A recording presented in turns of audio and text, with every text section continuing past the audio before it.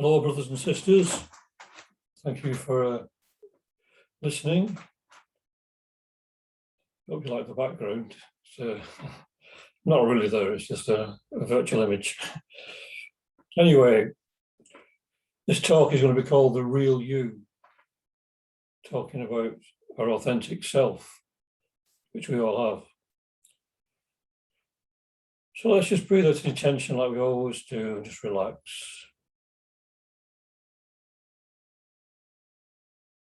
It's just a lovely time we're spending together for a little while. So let's enjoy it.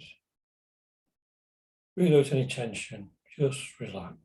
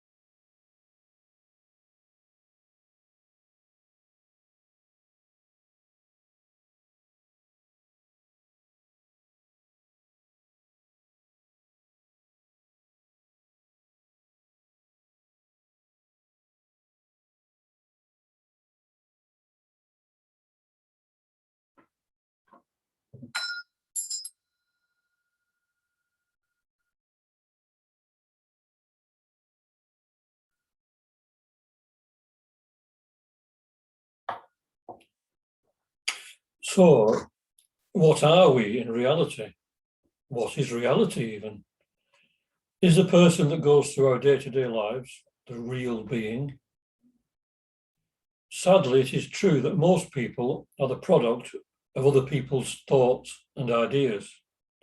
They are living second-hand because most people have not the time or the inclination to think for themselves. Therefore, governments,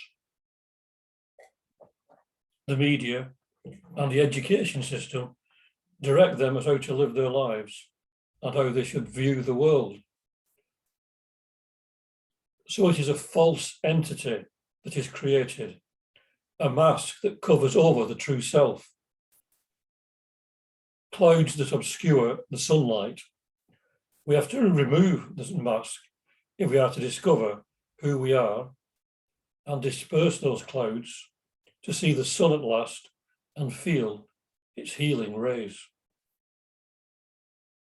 The lower aspects of our nature, the physical and astral bodies, the desire body, and those aspects of our mind that deal only with material aims and ideas, come and go from life to life and are subject to the influence of others. However, the higher dimension to our mind, our intuitions and spirit, cannot come under these influences, and they constitute the true individuality for whom the hour will never strike. As The Voice of the Silence by H.P. Blavatsky says, this is the true man or woman once they awaken from the hypnotic dream that most people are living under.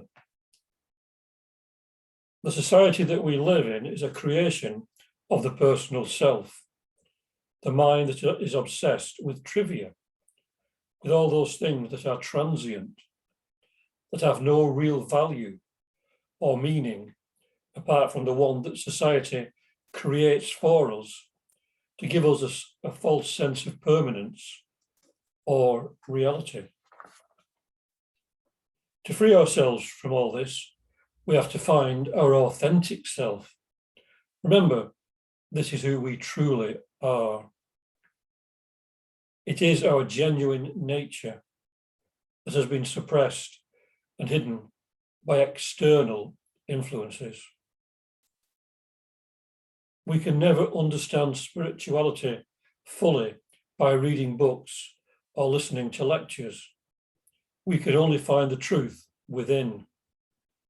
In the material world, we only have relative truths. Well, there has to be a truth as to what happens after death, for example. though there are many theories accepted by millions the world over that contradict each other.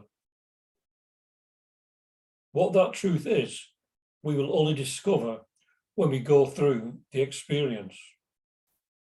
Until then, we can have faith in what others have told us and has been handed down through the centuries by those who attest to a memory of what they have experienced through many lives.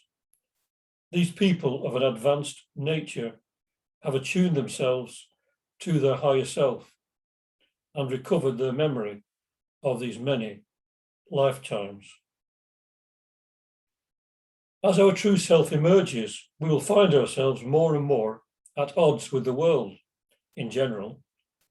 We will be swimming against the flow, like the salmon that fight their way upstream. Our view of the world changes gradually, and we begin to see a different reality than the one that most people are aware of. The world we live in is created by our perceptions of it, and everything can be reduced to states of consciousness.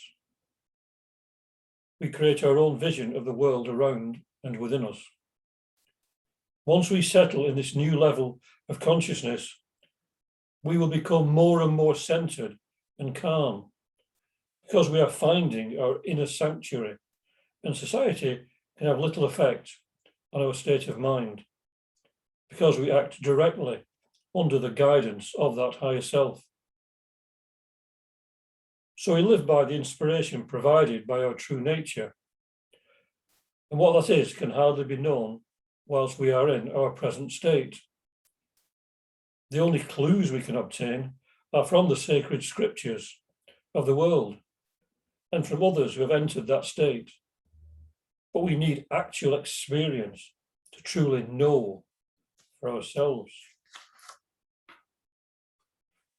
There will come a time when we will transcend all concepts and even the ideas that we are a separate entity. But until then, we have this thread of the true self that runs through our lives. In the East, it is called the Sutratma, the thread soul, because it is the sense of individuality that runs through our lives like a golden thread.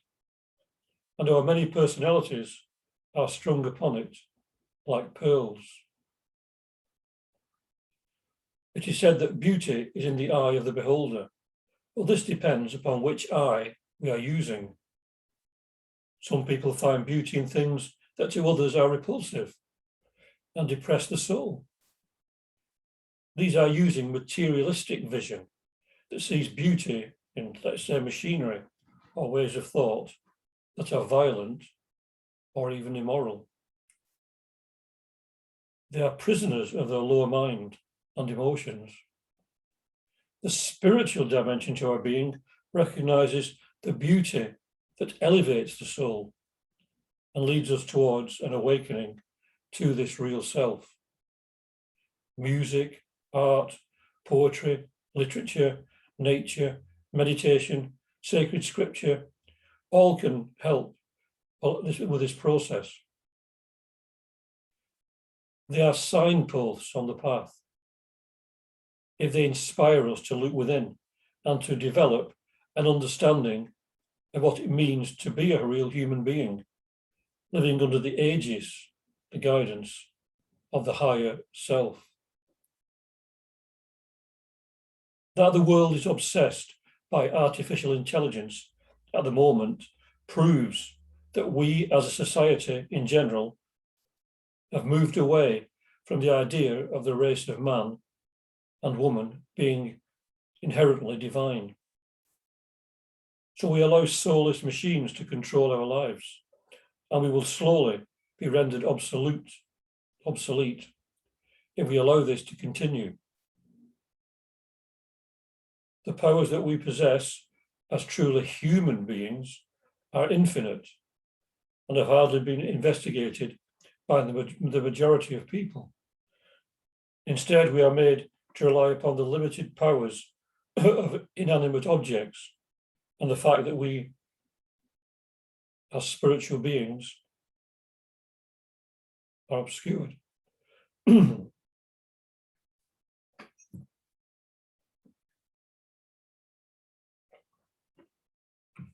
Those of us who are aware of this spiritual nature need to keep the light shining, because there is infinite beauty, truth, and love within each one of us. Those things that artificial intelligence can only mimic, but never experience genuinely. As I often say, we are children of the light and denizens of eternity. Let us not sacrifice that to the will-o'-the-wisps of modern materialistic views of the human condition.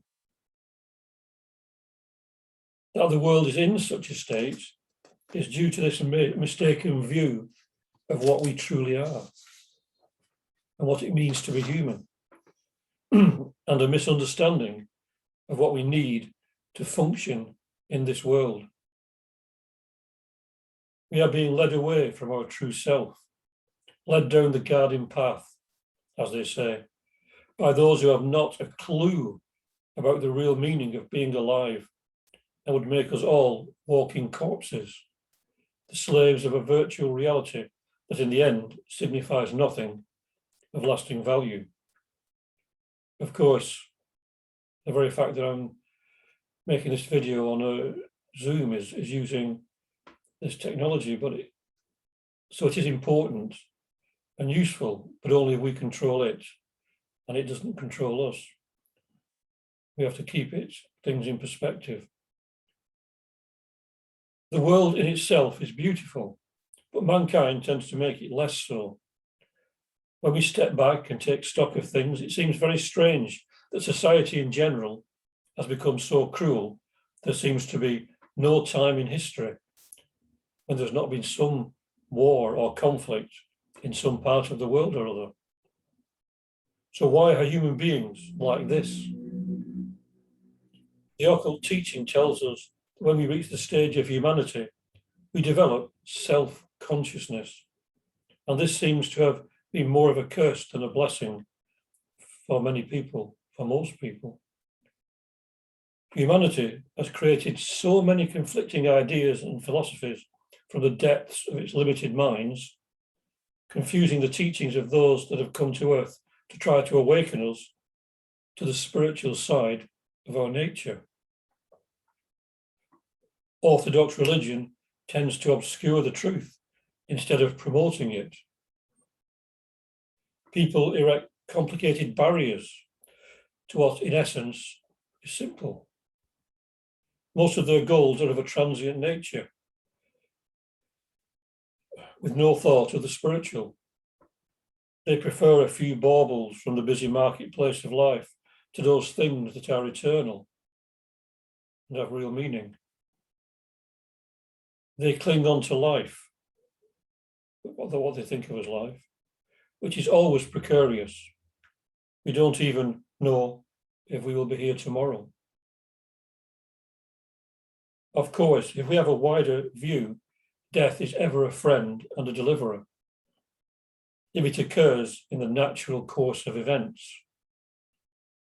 Theosophy teaches that a violent death or suicide results in being earthbound until the time they were allotted to pass from this earth. So it's never wise to think about suicide. But still, we need to understand that inwardly, we all share the same spirit, and we suffer because of the great dire heresy of separateness that weans us from the rest, as I often say. The Theosophical masters tell us that 2/3 of the world's suffering is caused by religion, and the other third by selfishness. This, of course, is Orthodox religion, not the esoteric side of religion. How can religion justify coercing, torturing, and murdering people in the name of their God? This has nothing at all to do with spirituality, which unites people in peace and in love. Of course, under torture, people will say anything to end that pain. But in their hearts, they will not mean it. So it's a pointless process. The desire to inflict pain and suffering is a purely human trait, if you can call it human. It is the sign of a mental aberration and a divorce from the higher aspects of one's being. No one understands the beauty and dignity of life, or no one who actually does understand the beauty and dignity of life would ever think of harming another human being, or indeed any living thing. This is the false personality that is deluded by this illusion of separateness, by materialism, and by a mistaken view of religion. It is selfishness that wants to control, conquer, and coerce. If everyone had the same goal, to awaken their spiritual nature, then although there will be a different path for every human being, as the Zen says, 1,000 monks, 1,000 ways, we would all be heading to the same place, if you can call it a place, in a spirit of comradeship and awareness of the oneness of all things. So we would be united by that realization, not in a state of confusion as the world is at the moment. This may seem a long way off, as things are at the moment, but those who are aware can always make a start. The journey of 1,000 miles begins with the first step, as the old saying goes, and it needs people who have faith in human nature. As Pythagoras tells us, and I often say, take heart, for the race of man is divine. It's not until the same inspiration animates us all that we can begin to think of a brotherhood of humanity. Until then, people will continue to inflict atrocities on their fellow human beings, in reality, upon themselves, because we are all one in the final analysis. And karma readjusts the balance. We live so far from the heights that our minds can reach that we have forgotten that we are these divine beings of light. Our potential has not really been touched upon, but we tend to live far below what we are capable of. And this is again due to the conditioning of a society that is oblivious of this spiritual self. So we need to wake up and to become aware of what life really means in this world that we all live upon. Disbelief in things of the spirit is slowly turning the earth into a living hell, and people with no guidance are running amok. This guidance has to be of a spiritual nature, from sacred scriptures and writings that help us to develop our intuitive capabilities and to find our true guidance from this higher self, which will show us the way to act and to live our lives in a productive manner. We create our own misery and gloom by the way we react to things, mainly. Yes, many terrible things may happen, but as the Bhagavad Gita and most other spiritual teachings tell us, nothing can touch the real self, and all things pass in time. Misery can spread very quickly, but so can peace, love, and happiness. It's just that in this dark age of Kali, the dark side of human nature comes to the fore easier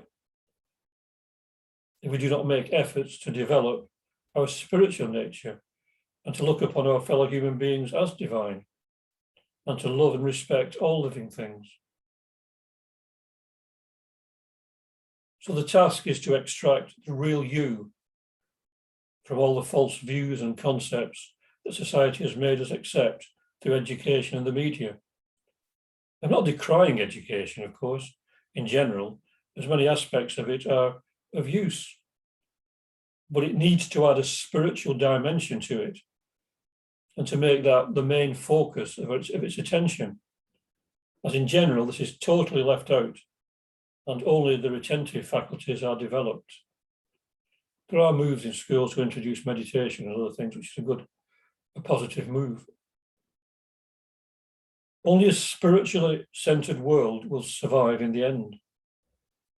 We have seen in the past how civilizations like Greece, Rome, and Egypt have degenerated due to becoming more and more materialistically centered. There are billions of humans in the world, or billions of people mainly in the world, we should say, but comparatively few that are living a truly human life, in tune with their higher self. To be human, as I've said before, is to be humane. I've said this in previous talks. And if we are humane, we could not harm another living thing, either in word, deed, or thought. But if you look at history, it is littered with wars and cruelty of many kinds towards humans, animals, and even the plant kingdom. Why is this? What has made society revel in such cruelty?